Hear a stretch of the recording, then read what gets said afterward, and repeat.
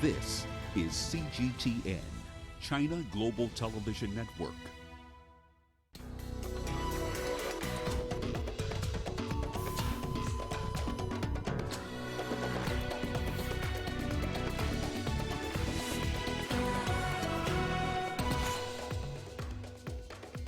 Militants ambush and kill 14 troops in Niger. International medical charity Doctors Without Borders stops its Ebola prevention activities in the DRC's Biakato region. And death toll in the Philippines reaches 28 as Typhoon Fanfon batters the country. Hello and welcome to Africa Live. As always, great to have you with us. I'm Richard Nta live in Nairobi.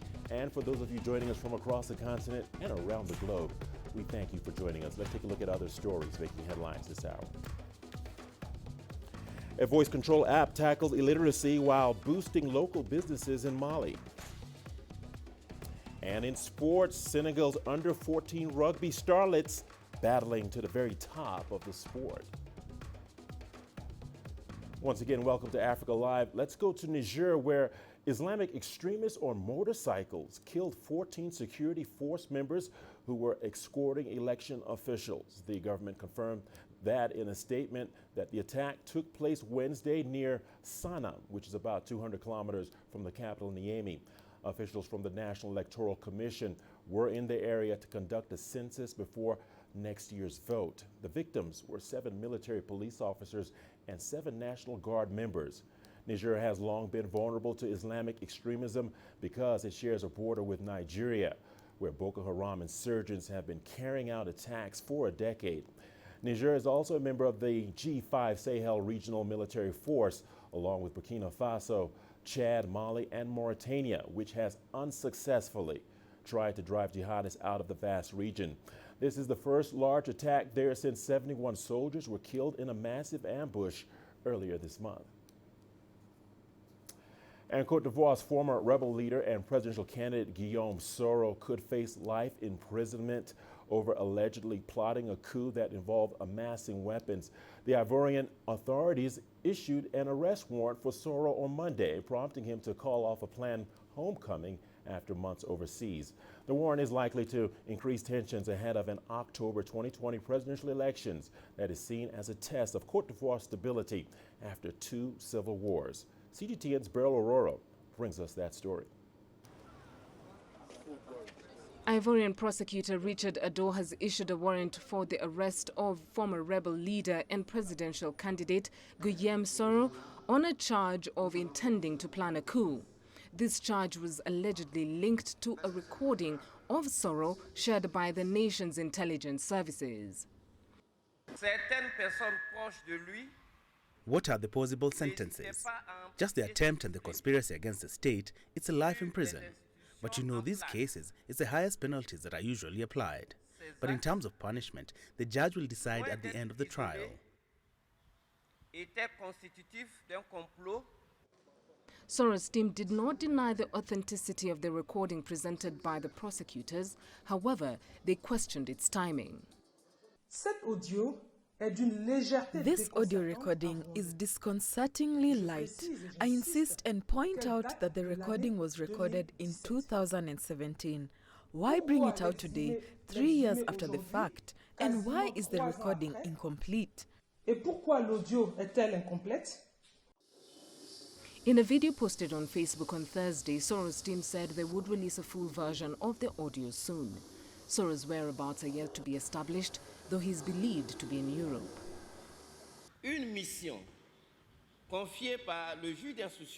These acts, far from being isolated, were part of a conspiracy that were to lead to a civil and military insurrection. The elements gathered by our intelligence services, which includes an audio recording, clearly prove that this project was going to be acted on soon.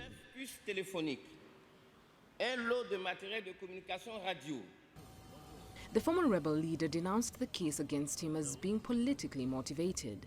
So far, more than 15 people have been arrested in connection with the investigation, which includes charges of money laundering and amassing illegal weapons. Soro retains the loyalty of many former rebel commanders who hold senior positions in the army. He served for several years as Speaker of the National Assembly, but has since fallen out with incumbent President Alassane Ouattara, whom his forces installed during a civil war that followed the 2010 election. Beryl Oro, CGTN. Now, in the Democratic Republic of Congo, international medical charity Doctors Without Borders has stopped its Ebola prevention activities in the Biakato territory. Now, this is due to the presence of Congolese soldiers at health facilities. The organization's emergency coordinator says the presence of soldiers at health centers goes against their principles of neutrality and impartiality. As CGTN's Chris Ochemringer reports, the security deployment follows an increase in attacks by militia groups in the region. Doctors Without Borders say their decision to end operations in Biakato territory is regrettable, but had to be enforced because of the presence of soldiers in health facilities. The medical aid agency believes health centers should remain free of weapons so that communities can feel safe to seek health care. The organization has worked in the area since 2016. The Congolese government deployed soldiers at the health facilities this month after unidentified men attacked 2 treatment centers in November and killed 4 healthcare workers. After the attack, Doctors Without Borders temporarily withdrew its staff from Biakato region in Ituri province. The Congolese government will take over the operations that the aid agency has been carrying out in the area. In April this year, the head of the medical charity decried what she called the overly militarization of the response to the Ebola outbreak.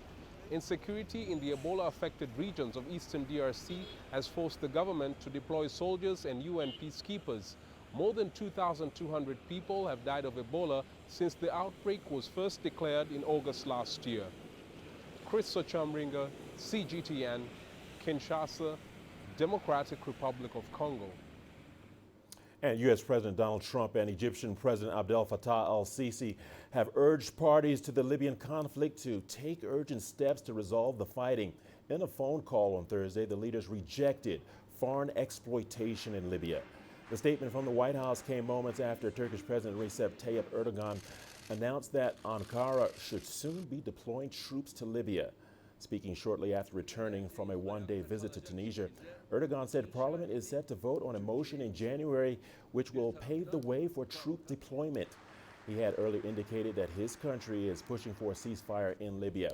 Libya's government of national accord has been battling with Eastern Commander Khalifa Haftar for Tripoli. When and if deployed, Turkish soldiers will be supporting the Fayez al-Sarraj-led government of national unity forces. But Libya's Tripoli-based government says it will only request Turkish military support if the conflict escalates. Well, we have our correspondent Yasser Hakim joining us live from Cairo. Yasser, thank you for joining us here on Africa Live. As always, great to have you with us. Now, Yasser, Egypt is uneasy about Turkey sending troops to Libya. What is the rest of the Arab League saying? Well, the Arab League has issued a statement last night saying that they do also feel worried about the intervention from Turkey and other non-Arab countries, saying that this will lead to more conflict and more divisions in Libya and will not solve the Libyan crisis. The Arab League has called on all parties to stop intervening and to give more room and space for the peace process to bring results, to put both sides together on the table to discuss peace, and also to give a chance for the Berlin conference in where the Arab League will be also joining and is supporting, saying that the best way for Libya is to reach peace through the United Nations efforts. And that was the statement by the Arab League, which obviously has been clear that it does not back or support the Turkish involvement in Libya. All right, Yasser, thanks for that update. Now, Yasser, if you can, talk to us about how Turkey's involvement is likely to impact the conflict in Tripoli. Yes, obviously the involvement is military involvement, and that is where the concern is, that the Turkish president said that he would be sending troops to Libya, and this will obviously create more conflicts in the country, it will create more fightings between both sides rather than peace efforts. And obviously what we see now is that from one side you have the Libyan National Army led by Khalifa Haftar and supported by the Libyan parliament and sides in the region.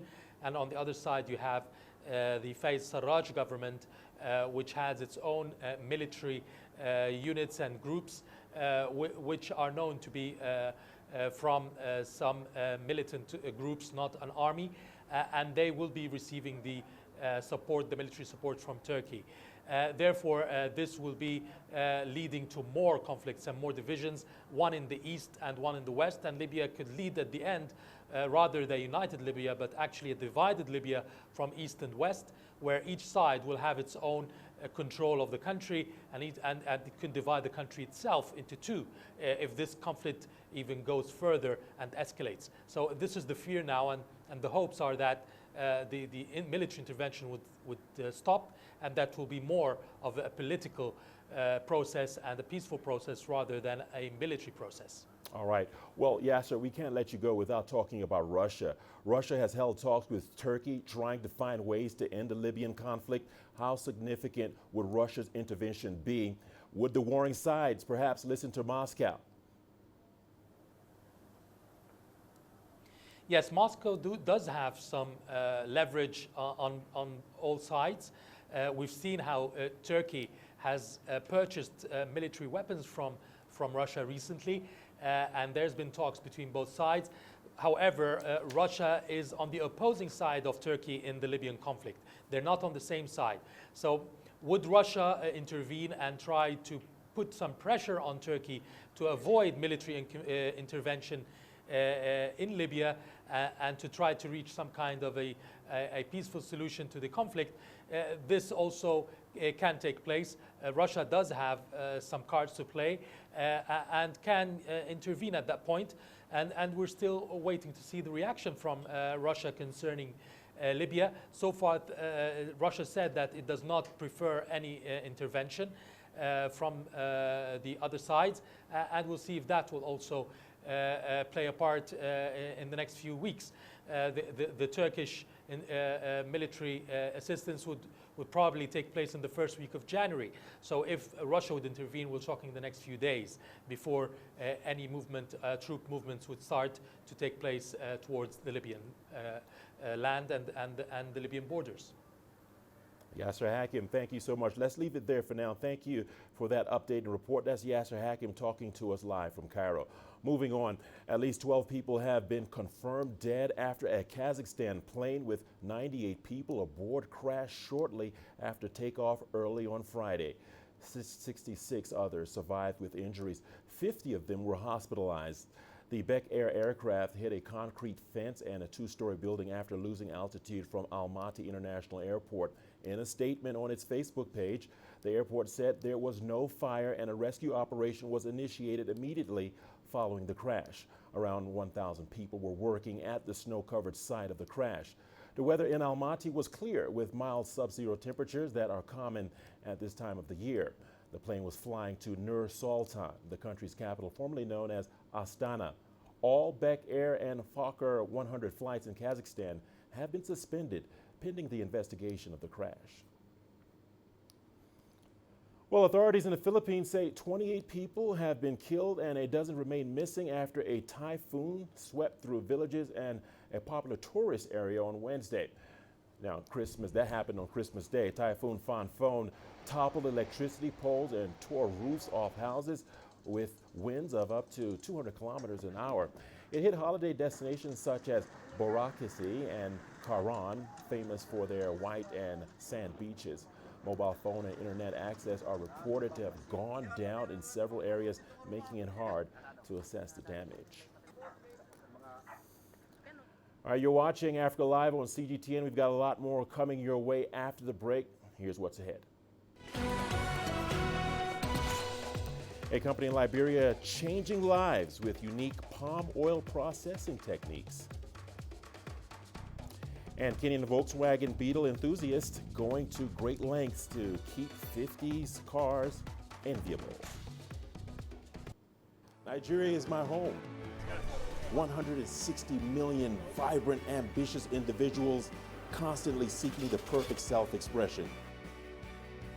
It is these people who inspired me to be that person that is seen, to be a voice that is heard, and ultimately to be the anchor that I am. I have to tap in, tune in, and turn on the very best qualities within me to deliver the news. I'm Richard Nta, an anchor for CGTN.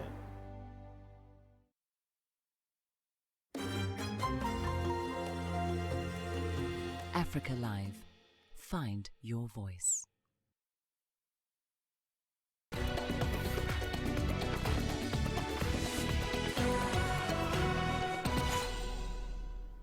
Welcome back. J-Palm Liberia collects palm kernels from rural smallholder farmers and processes it into clean oil to create skin and hair care products.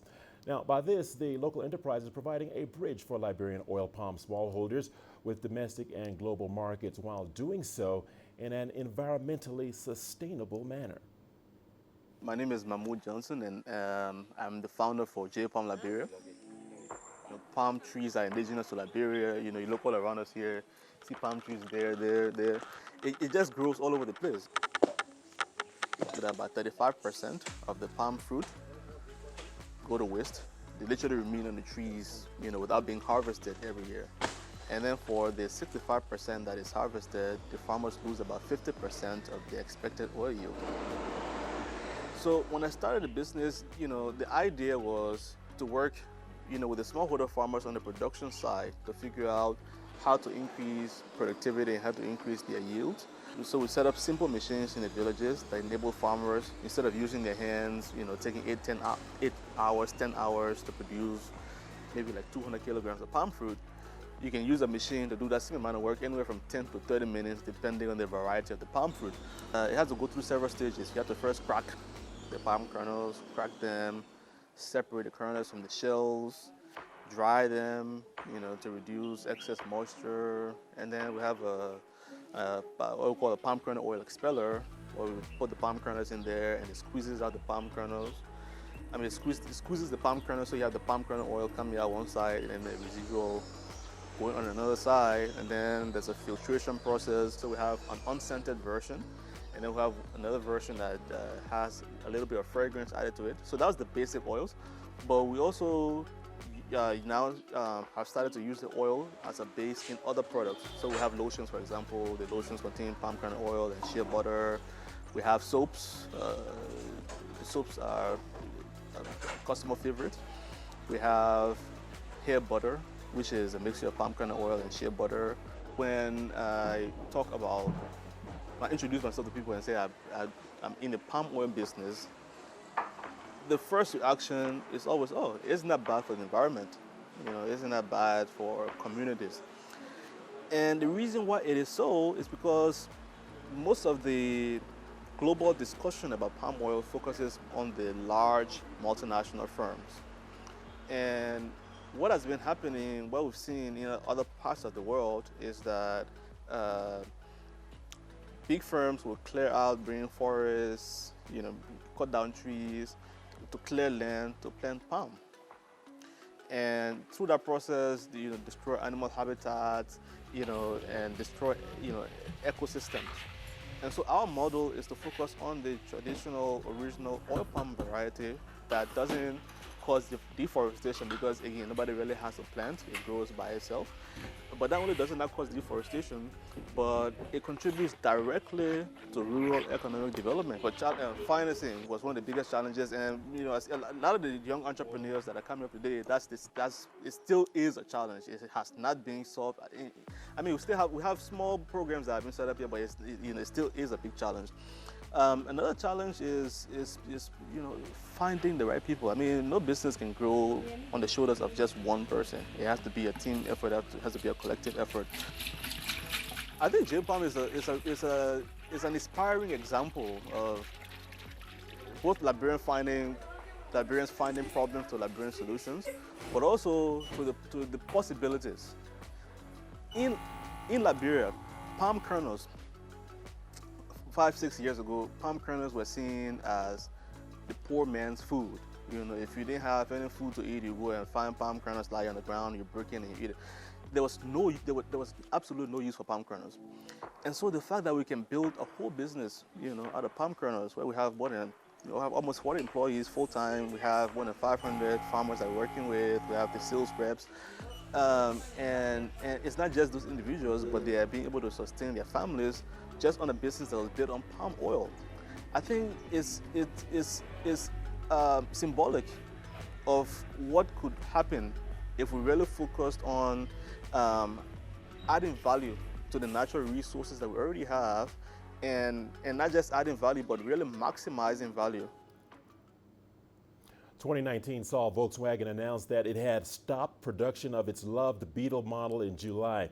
But in some garages in Nairobi, well, anything to go by, you are not going to see that in the Beetle. A number of Kenyan drivers are restoring their old Volkswagen Beetle cars and going to great lengths while at it. CGTN's Daniel Arab Moy reports on this story. Welcome to Ryan Auto Restorations. I want to introduce you to some of the projects I have here. Yeah. These are 1957 oval window. It may be small, but the Volkswagen is gaining popularity in Kenya. The key about the VW Beetle is lightweight construction. All these reduces the car's weight, and it's one of the most recognizable cars ever made. Richard Kisulani, who owns a 1976 Beetle, is one among many Kenyans in love with the Mini. Chasing Minis and remodeling them has become his full-time job. He says getting an old Beetle back on the road could cost as much as $35,000, depending on the condition of the car. For you to get a head turner, a good-looking car, you should be ready to spend on such a car. Though it's very expensive to restore a car than to buy a new car. With Mini, everything really is Mini. Mini comfort, Mini standard features, and Mini seats. I love this car so much because it's stable on the road, it's simple, easy to maintain, it doesn't require a lot of experience to do it. Kisulani's VW Beetle 1976 model is powered by a 1200 high combustion engine, which produces 40 horsepower.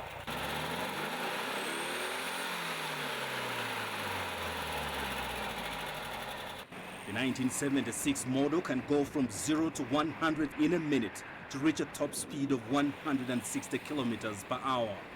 But these figures alone hardly explains how the VW Beetle became a 21st century car of legend.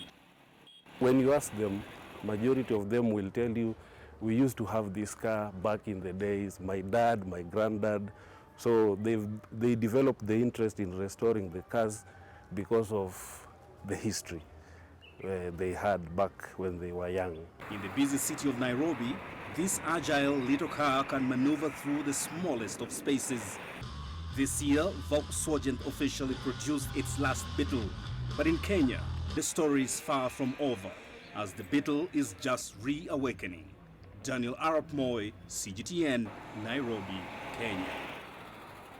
Well, Kenya may have marked its last Boxing Day this year if a cabinet proposal is anything to go by. From next year, if approved by Parliament, the day after Christmas will be officially known as the Utamaduni Day, or Cultural Day. It will be used to celebrate the country's rich culture and heritage. CGTN's Robert Nagila looks at what the change could mean. The day after Christmas. This is what Nairobi, a city that normally chalks on its own traffic, looks like on Boxing Day. Empty. Public spaces, however, are packed to capacity, with people jostling for boat rides, experiencing the merry-go-round, horse and camel rides, and all sorts of fun. But does Boxing Day have any meaning for Kenyans? I do not know the meaning of Boxing Day. I hear it's the day when the presents are opened. I am over 30 and I have never received any presents. For many Kenyans, Christmas is a family affair where we all get together to celebrate a day packed in tradition. Boxing Day is usually a day of recovery after, yes, overindulging in drink and food. But this may very well be the last Boxing Day in Kenya if new government proposals come into play in 2020. At the final cabinet meeting of the year on December 19th, chaired by President Uhuru Kenyatta, the cabinet proposed renaming Boxing Day an international holiday to Utamaduni or Culture Day. The idea is to celebrate the country's rich cultural diversity and heritage.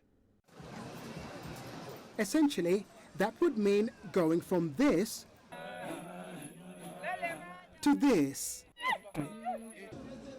Many people we spoke to at Uhuru Park, a recreational park adjacent to the central business district, are rooting for the change. We are Africans. We have our own culture. So if it is changed, it will be better than Boxing Day. Because for me, Boxing Day ended a long time ago. I would like that because it is a Western tradition. If changed, different ethnic groups can come here to sample and learn each other's culture, food and music.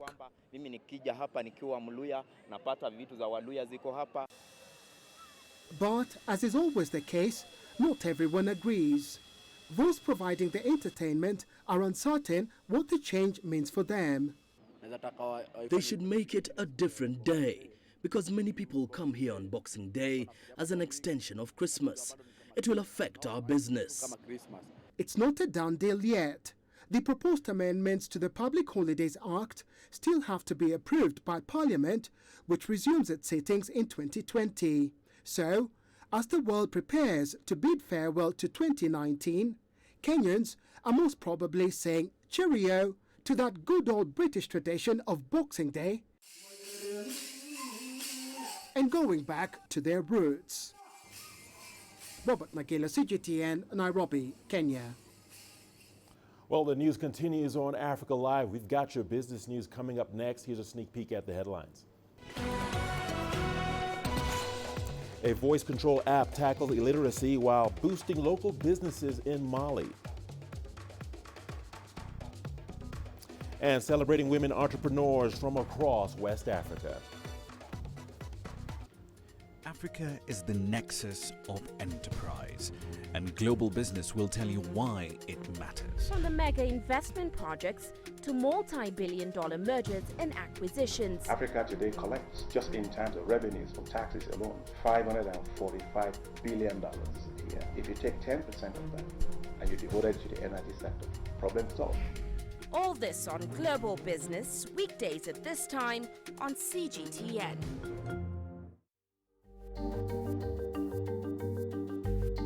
Africa Live. Find your voice.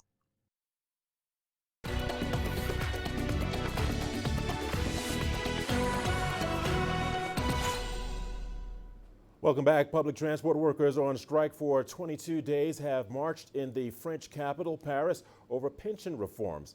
The unrest has caused chaos for travelers over the Christmas period. CGTN's Bruce Harrison reports. Travel delays continue to plague the French capital as the holiday week rolls on.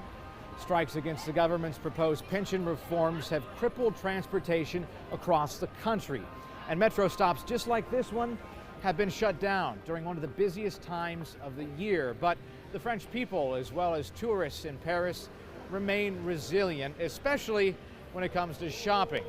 The Galeries Lafayette is one of the most famous as well as high-end shopping department stores in the country, and well, it's still drawing quite a crowd despite the delays. There's a will, there's a way to get to where you want to get to.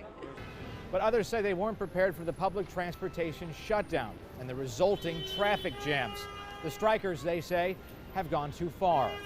So it's just making it inconvenient having to catch taxis and Ubers, and it's more expensive. We didn't budget for this. When I reached the airport from Bombay, our train was cancelled. State rail company SNCF says only half of its trains are operating today. That's a slight improvement from Christmas Day when just 1/3 of those high-speed inner-city trains were operating. The strikes have impacted hundreds of thousands of people who were traveling to and from France, and the tourism and retail sectors have taken a major hit. Not all shops are receiving the same kind of foot traffic that the big ones like this are seeing. and it's unclear when the government and the strikers are going to be able to reach a deal to alleviate the transportation chaos. The African Development Bank has approved a $55 million facility to help Tanzania implement reforms in the business sector. The regulations are expected to improve the participation of the private sector as well as boost Tanzania's economic competitiveness. CGTN's Isaac Lukando has more. The African Development Bank says this $55 million loan will bolster ongoing reform efforts by the Tanzanian government, with a heavy focus on regulation. Small businesses dominate Tanzania's private sector, accounting for about 35% of the country's GDP. These are farmers, shop owners, and entrepreneurs.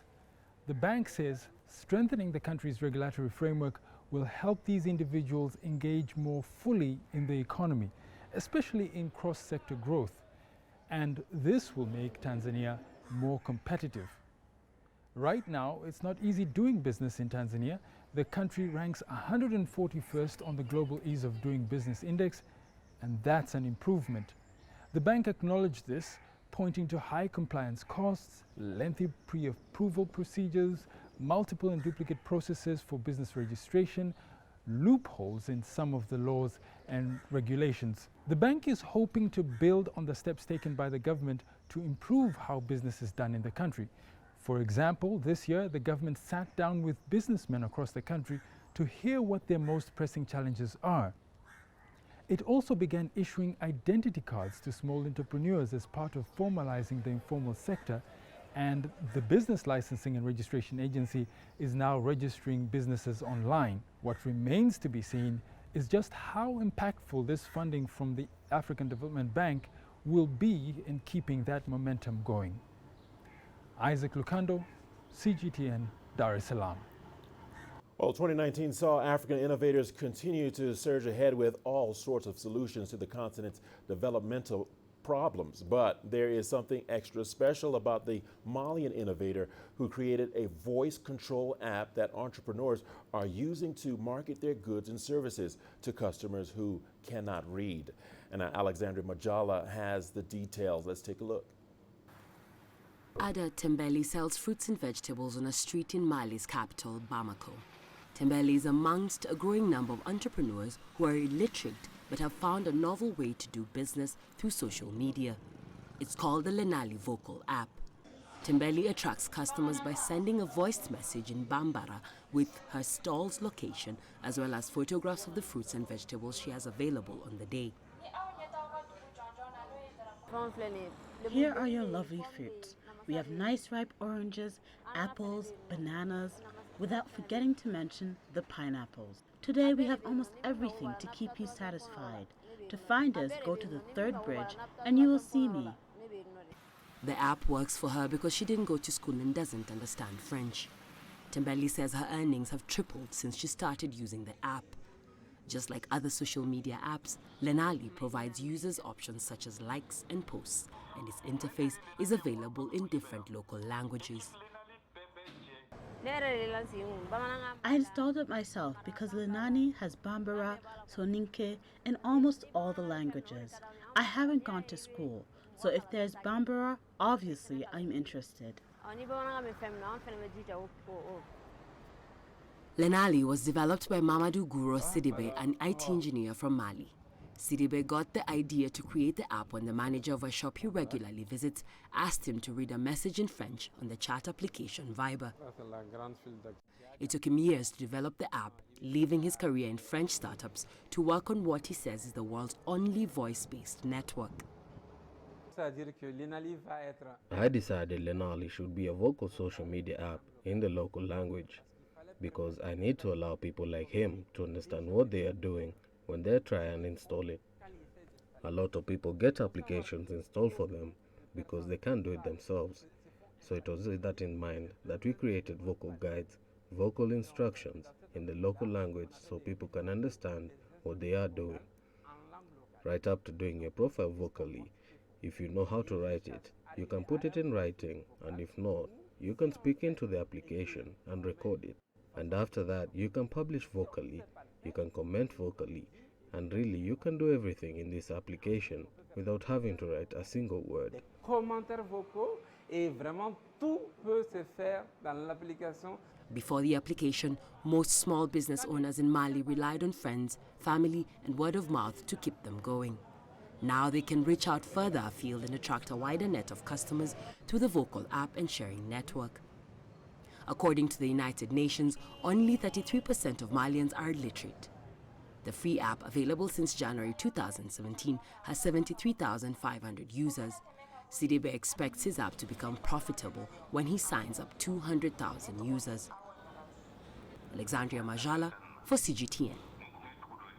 Well, the following stories are celebrating women entrepreneurs across West Africa. Let's start off in Cote d'Ivoire, where a businesswoman has set up a network to help African women looking for grants. Now, its objective is to promote female entrepreneurship, but above all, to help these women realize their projects. Uche Okoronkwa has that story. Michelle Piadonba is a globally renowned businesswoman. A fashionable hat lover, she is also the founding president of the Entrepreneurial Network of African Women. The network consists of nearly 4,000 women entrepreneurs, offering them training in entrepreneurship and how to find access to funding. I started this social work by taking care of children, schooling them, and even paying for clothes for those who did not have them, because many went to school barefoot. After that, I said to myself, instead of only helping the children, we should rather help the women. Indeed, it is the woman in everyday life who is always by the child's side. It is she who takes care of the child when things go wrong in the family unit. It is she who very often, when the husband is absent, is present for the children. Piadon is now an important voice for women across Africa, where the struggle to empower women has been quite challenging. In order to produce local products, many women require certification that offers protection from the pressure of large agro-industrial groups. What I said during this panel was to be able to take accompanying measures for the products of African women. We need to be able to label our products and have controlled appellations so that each country puts good quality products on the African free trade market, which will soon be effective. Her organization, REFA, was founded on the premise that once the seminars are over, participants are left to determine their own fate. Today, thanks to the network's support, many women around the world have been able to realize their dreams. With the support of the African Women's Entrepreneurial Network, I got bank loans at the microfinance level. This funding allowed me to develop the establishment by creating the second building, which has 3 classrooms. We are currently building rooms for kindergarten. I have already obtained a loan thanks to the support of Mrs. Piardon, but I want other financing because I want to expand my chemical manufacturing unit, obtain high-performance equipment, a good space that will allow me to produce a lot more to meet the demand of my customers in Cote d'Ivoire, a country that has more than 23 million inhabitants. Then I will head for the West African sub-region, because we want to show all our African brothers and the whole world that we make quality natural products. Experts say that African male entrepreneurs benefit 6 times more from capital funding than their female counterparts. Several women entrepreneurs are now saying they need to find ways to change this in order to allow women to catch up with men on all fronts. Uche Okoronkwa, CGTN. Now we head to Niger now, where a female entrepreneur is running a successful agro-food processing company. Her goal is to support women in her community. CGTN's Mahia Matua brings us up to speed with that. Abdul Karim Fatoumata Kefi is a rising star of female entrepreneurship in Niger. She is the CEO of Fanta House, which offers ready-to-use products made from local cereals. Kefi insists women entrepreneurship is essential in the development of a country. A country cannot develop without women. Women are champions. They have to dare to undertake. We have a lot of female business models, even here in Niger. And when we go out to represent Niger abroad, we always leave marks. And we are proud of it because we have worn the colors of the country. Before embarking on her journey in 2017, Kefi had worked in various fields. She estimated her budget at $38. Today, her company has a turnover of more than $17,000 and employs a dozen people, mostly women. Today, I would say out of 100%, we have arrived at 75% of the female entrepreneurship rate. Women have understood that being employed by the state is not easy. So women are fighting today to take care of themselves. Women have taken the path of empowerment. Kefi has participated in trade fairs around the world, earning her several awards and admiration from her peers. The success has brought about exquisite planning and organization of her business. At my level, I have a well-defined calendar. I have time for my work, my husband, my children, and my employees. Besides, I also have to take care of myself. It's not easy, but I try to do my best. In the various banks where my wife worked, before embarking on entrepreneurship, they called Fanta Dynamic. I encouraged her to start her business, and today I will not say that she's the biggest female entrepreneur in Niger, but she has managed to make her way in the field of entrepreneurship, and I'm proud of it. Today, Africa has the highest rate of entrepreneurial activity globally. In Niger, Kefi is spearheading the fight for women in Africa to be more independent. She dreams of one day turning her company into a multinational corporation. Mahe Mutua, CGTN.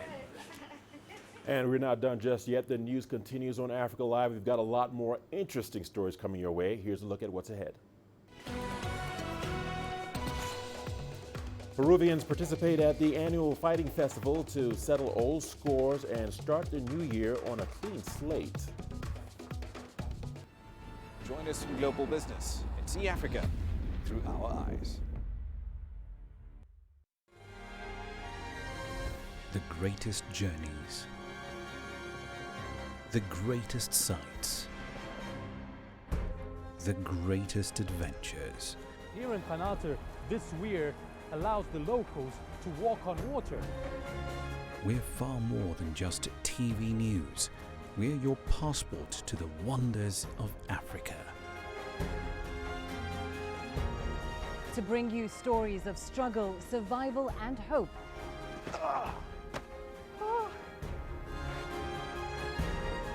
So let's explore.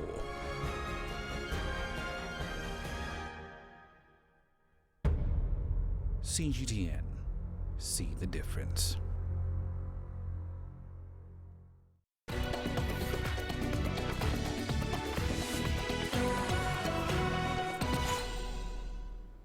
Welcome back. Participants in Peru's annual Slugfest battled it out on Wednesday in the local Takanakui Fighting Festival.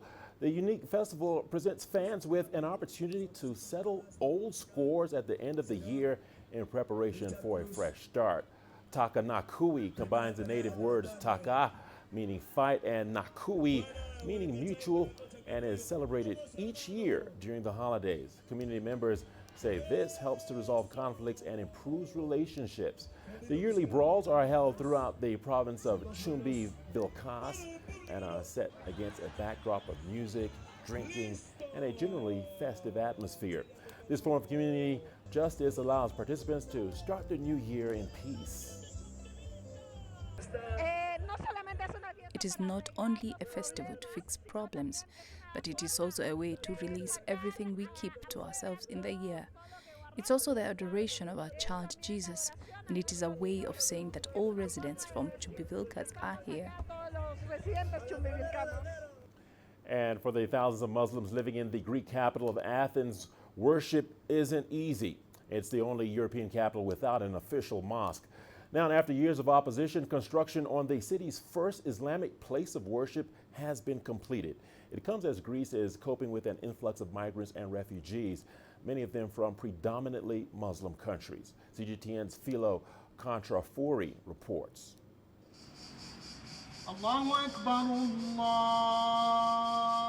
Somewhere deep in Athens, the Muslim call to prayer is heard. inside one of the city's dozens of makeshift mosques. For years, the Muslims of Athens have been praying in basements and idol stores.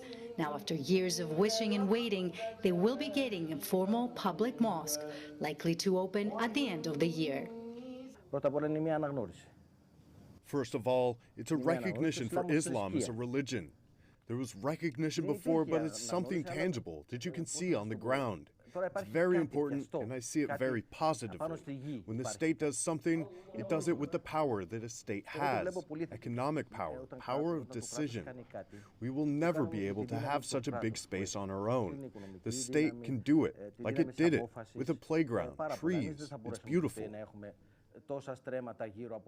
The mosque was funded entirely by the Greek state and cost almost $1 million. It will hold 350 people. There are about 300,000 Muslims living in Athens.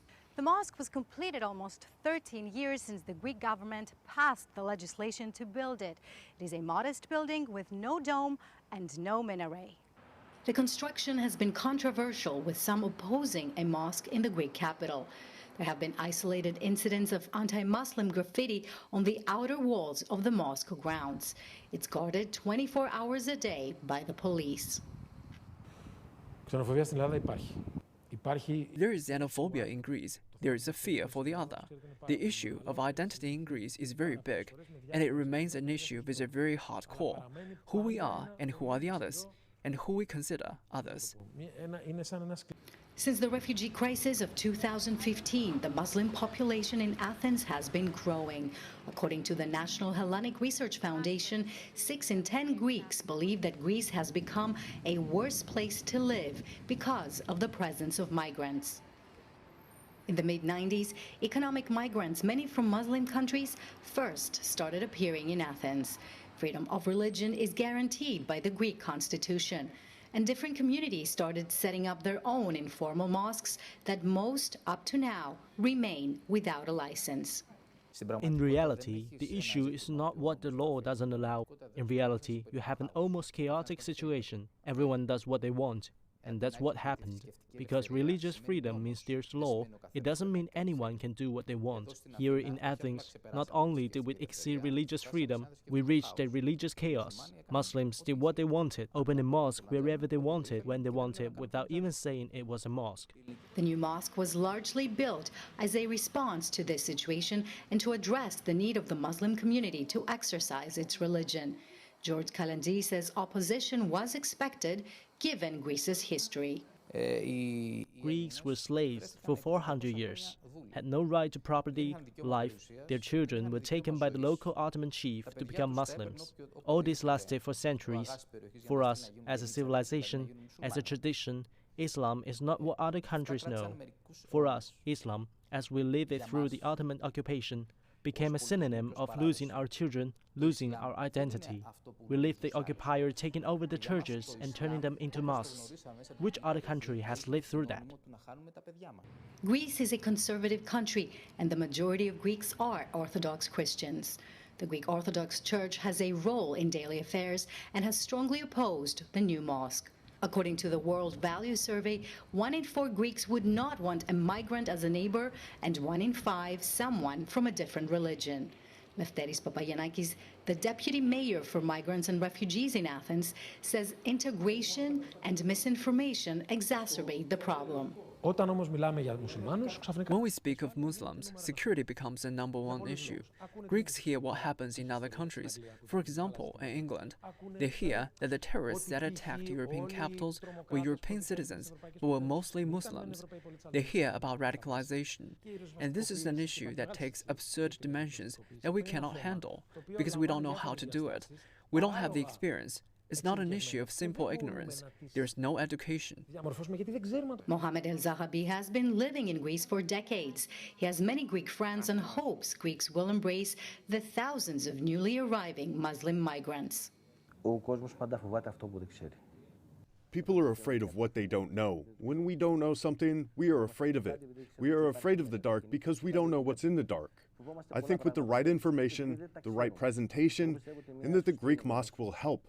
This is where the beginning of the people getting the right information is, so they understand what Islam is and what it isn't. Greece has no plans to build another public mosque. According to the Greek government, once the new one opens, the informal locations will either need a license to operate or will be shut down. Filio Contrafuri, CGTN, Athens. Guess what? We've got your sports news coming up after the break. Here's a sneak peek at the headline. Senegal's under-14 rugby starlets battling to the very top of the sport.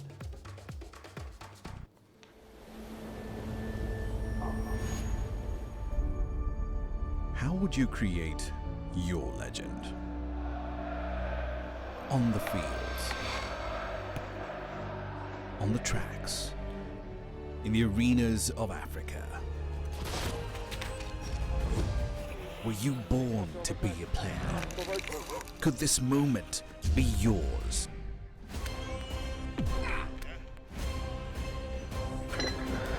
Sports Scene. Find your game.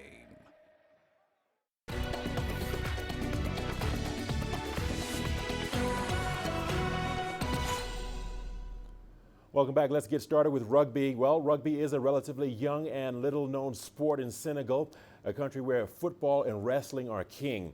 To meet this challenge, the Rugby Federation has decided to take charge of the fate of this team sport and are leading the charge with under-14 national team. Now, more details with Mahia Matua. Dedication, hard work, and perseverance.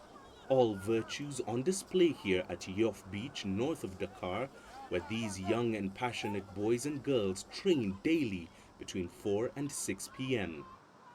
They are here preparing as the national under-14 rugby team with an eye on the 2022 Olympic Games, something that is a major goal for the Senegalese Rugby Federation. For these aspiring rugby players, the sky is the limit. I'm passionate about this sport. That's why I train every day. I play for the under-14 rugby team, and we're preparing for the Olympic Games. That will mark my life. I'm preparing for the Olympics. The training is very hard.